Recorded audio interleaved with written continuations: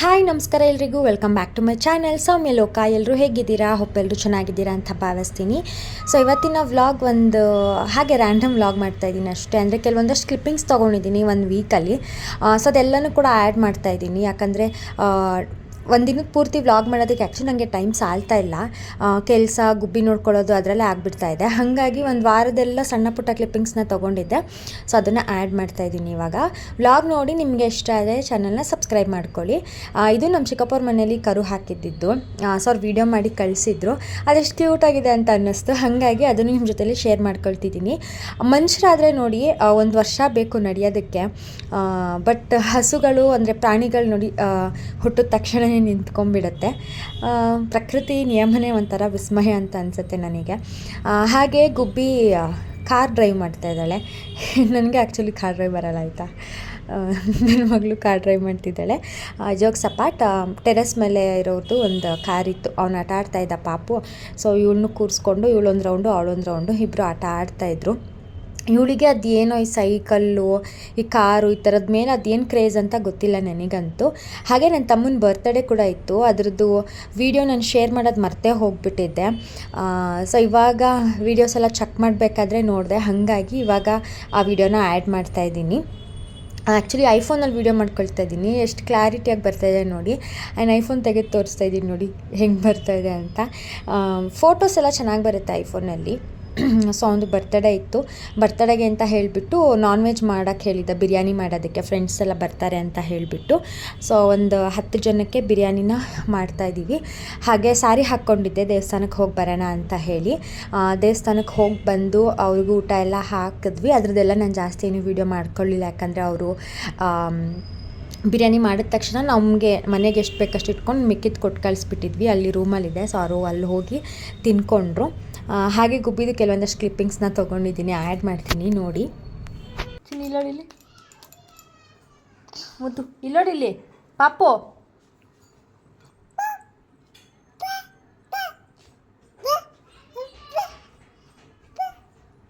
ನಾನು ಮಾಡ್ದಂಗೆ ಮಾಡಲ್ಲ ನೀನೀಗ. ಇಲ್ಲೋಡಿಲಿ ತಳ್ಳೋ.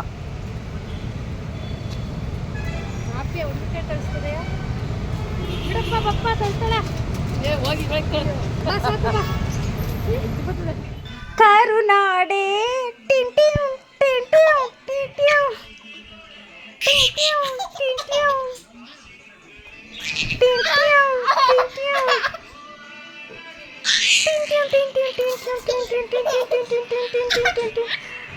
Cinema. I love you. I love you. I love you. I love you. ಅಜ್ಜಿಗೆ ಹೊಡಿಬಾರ್ದು. ಏನು ಜಾಸ್ತಿ ಐತಮ್ಮ? ಡುಮುಕು ಡುಮುಕು ಡುಮುಕು ಡುಮುಕು ಡುಮುಕು ಡುಮುಕು ಡುಮುಕು ಡುಮುಕು ಡುಮುಕು ಚಿಕ್ಕು ಡುಮುಕು ಮುತ್ತು ಕೊಟ್ಬಿಡಮ್ಮ.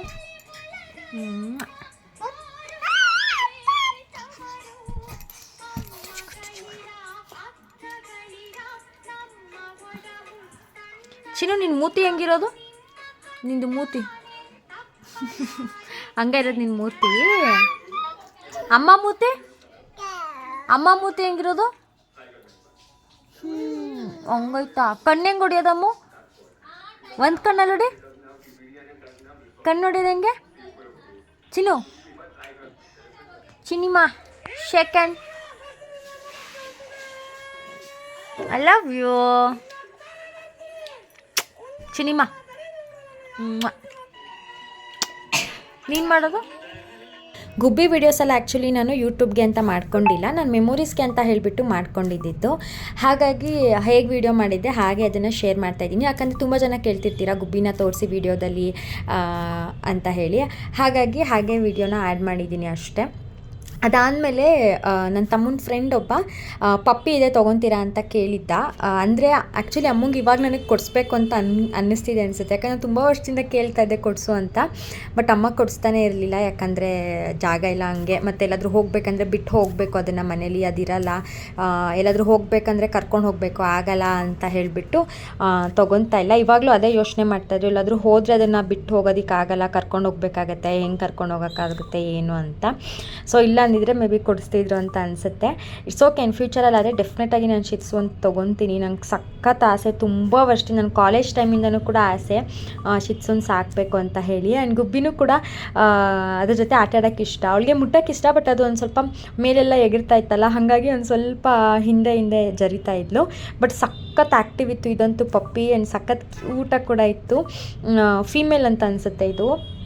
ಸಿಕ್ಕಾಪಟ್ಟೆ ಆ್ಯಕ್ಟಿವ್ ಚೂಟಿ ಇತ್ತು. ಆ್ಯಂಡ್ ಬಂದು ಅದು ನನ್ನ ಹತ್ರನೇ ಕೂತ್ಕೊಳ್ತಾ ಇತ್ತು. ಸೊ ನನಗಂತೂ ನೋಡ್ತಾ ಇದ್ರೆ ಕ್ಯೂಟಾಗಿದೆ ಅಂತ ಅನ್ನಿಸ್ತಿತ್ತು. ಚೆನ್ನಾಗಿರುತ್ತೆ ಪಪ್ಪಿನ ಸಾಕೋದು. ಆ್ಯಂಡ್ ಗುಬ್ಬಿಗೂ ಕೂಡ ಪೆಟ್ಸ್ ಅಂದರೆ ಸಖತ್ ಇಷ್ಟ. ಆ್ಯಂಡ್ ನಮ್ಮ ಅಮ್ಮಂಗಂತೂ ಹೆವಿ ಭಯ ಗೈಸ್, ಈ ಮರಿ ನೋಡಿದ್ರೇ ಎದ್ರುಕೊಂಡು ಕಿರ್ಚ್ತಾ ಇದ್ರು, ಅದು ಹತ್ರಕ್ಕೆ ಹೋದ್ರೇ ಅಷ್ಟು ಭಯ. ಅದಕ್ಕೆ ನಾನು ಹೇಳ್ತಾ ಇದ್ದೆ, 1-2 ದಿನ ಇಟ್ಕೋ, ಅದು ನಿನ್ನ ಹತ್ರನೇ ಇರುತ್ತೆ, ಅಷ್ಟು ಮುದ್ದು ಮಾಡಿಬಿಡ್ತೀಯ ನೀನು ಅದಕ್ಕೆ ಅಂತ. ಯಾಕಂದರೆ ಲವ್ ಬರ್ಡ್ಸ್ನೂ ಅಷ್ಟೇ, ನಾನು ತಂದಿಟ್ಟಿದ್ದಷ್ಟೇ. ಅದಾದಮೇಲೆ ಕೆಲವೊಂದು ಸಲ ಫುಡ್ ಹಾಕೋದು ಖಾಲಿ ಆಗಿಬಿಟ್ಟಿರುತ್ತೆ, ಮರ್ತೋಗ್ಬಿಟ್ಟಿರ್ತೀನಲ್ಲ, ಅವಾಗ ಅವರೇ ಅಯ್ಯೋ ಪಾಪ ಅಂತ ಹೇಳಿಬಿಟ್ಟು ತಂದು ಹಾಕೋದು ಅದೆಲ್ಲ ಮಾಡ್ತಿರ್ತಾರೆ. ಬಟ್ ಸುಮ್ಮನೆ ಎದ್ರುಕೊತಾ ಇರ್ತಾರೆ ಸ್ಟಾರ್ಟಿಂಗು ಅಷ್ಟೇ. ಸಖತ್ ಕ್ಯೂಟ್ ಇತ್ತು ಇದಂತೂ. ಸೊ ಸೇಲ್ ಮಾಡೋಕ್ಕೆ ಅಂತ ಹೇಳಿ ತೊಗೊಂಡು ಬಂದಿದ್ದ. ಬಟ್ ಅಮ್ಮ ಬೇಡ ಅಂತ ಅಂದ್ರಲ್ಲ, ಸರಿ ಅಂತ ನಾನು ಸುಮ್ಮನೆ ಆಗಿಬಿಟ್ಟೆ. ನಾವು ಬೇರೆ ಮನೆ ಶಿಫ್ಟ್ ಆದಮೇಲೆ ನೋಡೋಣ ಅಂತ ಹೇಳಿ. ಕಾಲಿಕ್ಕೆ ದೇವರೇ ಕೊಡು, ಡುಯೆಟ್ ಮಾಡೋಣ.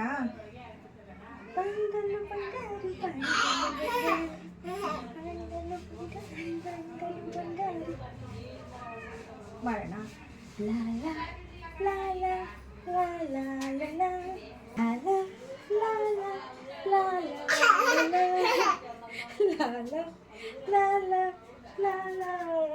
ಹಾಗೆ ಮನೇಲಿ ಫುಲ್ ಡಸ್ಟ್ ಆಗಿಬಿಟ್ಟಿತ್ತು, ಕ್ಲೀನ್ ಮಾಡಿರಲಿಲ್ಲ, ಎಷ್ಟೊಂದು ದಿನ ಆಗಿತ್ತು. ಸೊ ಹಾಗಾಗಿ ಇವತ್ತೆಲ್ಲ ಒಂದು ಸ್ವಲ್ಪ ಡೀಪ್ ಕ್ಲೀನ್ ಮಾಡ್ಕೊಂಬಿಡೋಣ ಅಂತ ಹೇಳಿ ಎಲ್ಲನೂ ತೆಗೆದು ನೀಟಾಗಿ ಒರೆಸ್ಕೊಳ್ತಾ ಇದ್ದೀನಿ. ಸೊ ಏನಂದರೆ ಒಂದು ವಾರಕ್ಕೆ ಒಂದು 2 ಸಲ ಆದರೂ ಕ್ಲೀನ್ ಮಾಡ್ಕೊಳ್ತಾ ಇರಬೇಕು ಡಸ್ಟಿಂಗ್ ಎಲ್ಲ, ಇಲ್ಲಾಂತಂದರೆ ಹೆವಿ ಡಸ್ಟ್ ಆಗಿಬಿಡುತ್ತೆ. ರೋಡ್ ಸೈಡ್ ಇಲ್ಲ ಮನೆ, ಬಟ್ ಸ್ಟಿಲ್ ಏನಂತ ಗೊತ್ತಿಲ್ಲ, ಸಿಕ್ಕಾಪಟ್ಟೆ ಡಸ್ಟ್ ಆಗ್ತಾ. ವೀಕ್ಲಿ ಒನ್ಸ್ ಆದರೆ ಕ್ಲೀನ್ ಮಾಡ್ಕೊಂಡ್ಬಿಡ್ತೀನಿ, ಇಲ್ಲಾಂದರೆ 15 ಡೇಸಿಗೆ ಒಂದು ಸಲ ಕ್ಲೀನ್ ಮಾಡ್ಕೊಳ್ತೀನಿ. ಸೊ ಈ ಫೋಟೋಸ್ ಎಲ್ಲ ತುಂಬ ಧೂಳಾಗ್ಬಿಟ್ಟಿತ್ತು, ತೆಗ್ದಿರಲಿಲ್ಲ, ತುಂಬ ದಿನವೇ ಆಗಿಬಿಟ್ಟಿತ್ತು ಅಂತ ಅನಿಸುತ್ತೆ. ಅದೆಲ್ಲನೂ ತೆಗ್ದು ನೀಟಾಗಿ ಒರೆಸ್ಕೊಳ್ತಾ ಇದ್ದೀನಿ. ಆ್ಯಕ್ಚುಲಿ ನನಗೆ ಫೋಟೋ ಹಿಂದೆಗಡೆ ಅಲ್ಲಿ ಸೇರ್ಕೊಂಬಿಟ್ಟಿರುತ್ತೆ ಅಂತ ಭಯ, ನನಗೆ ಅದಂದ್ರೇ ಆಗಲ್ಲ ಗೈಸ್. ಹಾವು ಬೇಕಿದ್ರು ನೋಡೋ ಒಂದು ಪಕ್ಷ ಸುಮ್ಮನಿರ್ತೀನೇನೋ, ಅದು ನೋಡಿದ್ರೆ ಏನೋ ಒಂಥರ ಮೈಯೆಲ್ಲ ಜುಮ್ ಅನ್ಸುತ್ತೆ ನನಗೆ.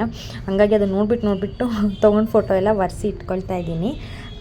ಡಸ್ಟ್ ಕೂಡ ಅಷ್ಟೇ ಮನೇಲಿ ಯಾವಾಗಲೂ ಇರಬಾರ್ದಂತೆ, ನೀಟಾಗೆಲ್ಲ ಅವಾಗ ಡಸ್ಟಿಂಗ್ ಮಾಡ್ಕೊತಾ ಇರೋದು, ಅಥವಾ ಈ ಜಾಡ್ ಕಟ್ಟಿರುತ್ತಲ್ವ ಅದೆಲ್ಲನೂ ತೆಗಿಯೋದು, ಅದೆಲ್ಲ ಮಾಡ್ಕೊಳ್ತಾ ಇರಬೇಕು. ಸೊ ಹಾಗಾಗಿ ನಾನಿವತ್ತು ಎಲ್ಲ ಕ್ಲೀನ್ ಮಾಡ್ಕೊಳ್ತಾ ಇದ್ದೀನಿ. ಸೊ ಇವಳ್ದು ಕಾಲ್ಗೆಜೆ ಬಿದ್ದೋಗ್ಬಿಟ್ಟಿತ್ತು ಅವತ್ತು ದೇವಸ್ಥಾನಕ್ಕೆ ಹೋದಾಗ, ಹಾಗಾಗಿ ಕಾಲ್ಗೆ ಖಡ್ಗ ತೊಗೊಂಡು ಬರೋಣ ಅಂತ ಹೋಗ್ತಾ ಇದ್ದೀವಿ. ಮಲಗಿದ್ಲು, ಹಂಗೆ ಎತ್ತಾಕೊಂಡು ಹೋಗ್ತಾ ಇದ್ದೀನಿ ಪಾಪ. ಅಲ್ಲ ಚಿನ್ನು, ಹೋಗೋಣ. ಅಜ್ಜಿ, ನಮ್ಮಮ್ಮ, ಮಾಡಿ ಮೇಲೆ ಆಂಟಿ ಎಲ್ಲರೂ ಹೋಗ್ತಾ ಇದ್ದೀವಿ. ಅಂಗಡಿಗೆ ಹೋಗಿದ್ವಿ ತೊಗೊಂಡು ಬರೋಣ ಅಂತ, ಯಾಕೋ ಅಂಗಡಿ ಕ್ಲೋಸ್ ಆಗಿಬಿಟ್ಟಿತ್ತು. ಹಾಗಾಗಿ ವಾಪಸ್ ಮನೆಗೆ ಬಂದ್ವಿ. ಮತ್ತೆ ಗುಬ್ಬಿನ ಬಿಟ್ಬಿಟ್ಟು ಸ್ವಲ್ಪ ಗಿಡ ತೊಗೊಂಡು ಬಂದಿದ್ದೆ, ದಾಸವಾಳದ ಗಿಡ, ಯೆಲ್ಲೋ ಕಲರ್ದು. ಯೆಲ್ಲೋ ಹಾಗೆ ವೈಟ್ ಕಲರ್ ತೊಗೊಳ್ಳೋಣ ಅಂತ ಅಂದ್ಕೊಳ್ತಾ ಇದ್ದೆ. ಸೊ ಯೆಲ್ಲೋ ಕಲರ್ ಕಾಣಿಸ್ತು ಅಂತ ಹೇಳಿ ಯೆಲ್ಲೋ ಕಲರ್ ತೊಗೊಂಡು ಬಂದೆ. ಇನ್ನೊಂದು ವೈಟ್ ಕಲರ್ ತೊಗೊಳ್ಬೇಕು ದಾಸವಾಳನ, ಚೆನ್ನಾಗಿರುತ್ತೆ ಅಂತ. ಸೊ ಅದನ್ನ ಇವಾಗ ರಿಪೋರ್ಟ್ ಮಾಡ್ಕೊಳ್ತಾ ಇದ್ದೀನಿ. ಕವರ್ ಹೇಗಿರುತ್ತೆ, ಕವರ್ನ ಅರ್ದ್ಬಿಟ್ಟು ಆ ಮಣ್ಣು ಏನಿರುತ್ತಲ್ವ ಕವರಲ್ಲಿ, ಅದನ್ನು ಶೇಕ್ ಮಾಡಬಾರ್ದು, ಜಸ್ಟ್ ಹಾಗೆ ಇಟ್ಟು ಎಕ್ಸ್ಟ್ರಾ ಮಣ್ಣನ್ನ ನಾವು ಪಾಟ್ ಒಳಗಡೆ ಹಾಕಿದ್ರೆ ಆವಾಗ ಗಿಡ ಚೆನ್ನಾಗಿ ಬರುತ್ತೆ. ನಾನು ಮೊದಲು ಏನು ಮಾಡ್ತಾ ಇದ್ದೆ, ಪಾಟಲ್ಲಿ ಅಂದರೆ ಕವರಲ್ಲಿ ಏನಿರುತ್ತಲ್ವ ಮಣ್ಣು, ಅದನ್ನೆಲ್ಲ ಫುಲ್ಲು ಲೂಸ್ ಮಾಡಿಬಿಟ್ಟು ಆಮೇಲೆ ಹಾಕ್ತಾಯಿದ್ದೆ.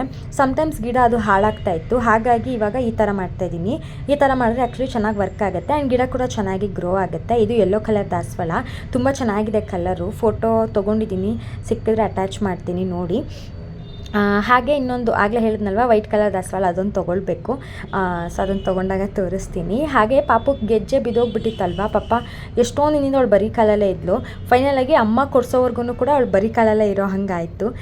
ಸೊ ಅಮ್ಮ ಅವಳು ಬರೀ ಕಾಲಲ್ಲಿ ಇದ್ದು ಅಂದ್ಬಿಟ್ಟು ಬಾ ಹೋಗಲಿ ತೊಗೊಂಡ್ಬರೋಣ ಅಂತ ಹೇಳಿಬಿಟ್ಟು ಹೋಗಿದ್ವಿ. ಆದರೆ ಅಂಗಡಿ ಕ್ಲೋಸ್ ಆಗಿತ್ತು. ಮತ್ತು ಈವ್ನಿಂಗ್ ಹೋಗಿ ನೋಡಿದ್ವಿ, ಬಟ್ ಅವಾಗಲೂ ಕ್ಲೋಸ್ ಆಗಿತ್ತು. ಸೊ ಹಾಗಾಗಿ ನೆಕ್ಸ್ಟ್ ಡೇ ಹೋಗಿ ನಾವು ತೊಗೊಂಡು ಬಂದ್ವಿ ಗೆಜ್ಜೆನ. ತುಂಬ ಚೆನ್ನಾಗಿದೆ.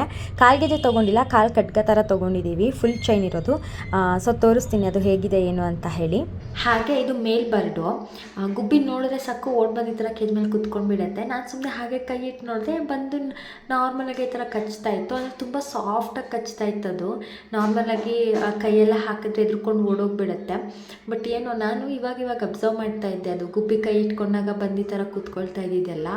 ಹಾಗೆ ನಾನು ಕೈ ಇಟ್ಟು ನೋಡಿದೆ ಏನು ಮಾಡುತ್ತೆ, ಎದ್ರುಕೊಂಡು ಹೋಗುತ್ತಾ ಅಂತ. ಬಟ್ ಇಲ್ಲ, ಬಂದು ಸಾಫ್ಟಾಗಿ ಕಚ್ತಾ ಇತ್ತು. ನನಗೊಂಥರ ಖುಷಿ ಆಯಿತು. ಸಿನಿಮಾ ಫ್ರೆಂಡ್ಲಿ ಆಗಿದೆ ಇದು, ನಿನ್ನ ಜೊತೆ ಫ್ರೆಂಡ್ ಆಗಿದೆ, ನನ್ನ ಜೊತೆನೂ ಫ್ರೆಂಡ್ ಆಗಿದೆ. ಕಚ್ತೈತೆ ಚಿನ್ನು, ಈ ಥರ ಕಚ್ಚಿಸ್ಕೊಳ್ಳೋದೇ ಇಲ್ಲ ಬೇಬಿ.